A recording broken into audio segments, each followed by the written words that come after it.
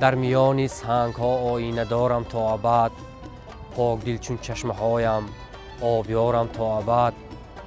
نام من از باستان در بیستون حق گشته است، کوه آسا بیستون و استوارم تا ابد. کار من تنها نبود شهرآفرینی شاعری، رستم در حرب و ضربی کارزارم تا ابد.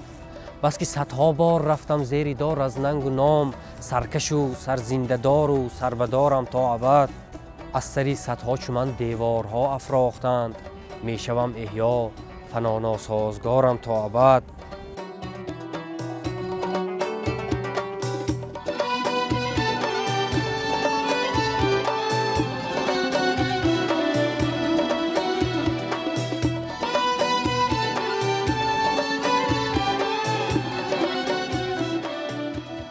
بار غمهای کهن را می کشم، درد و داغ کوهکن را می کشم. کوه و دریا و قیام آفتاب، من شکوه این وطن را می کشم. رنگ جسته از دل شب با امید، رنج شبهای سخن را می کشم. هر کجای خار دیدم در ورق، با محبت یاسمن را می کشم.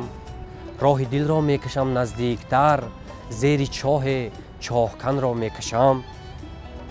کودکان را با کبوترهای صلح، چهره خندان زن را می کشم.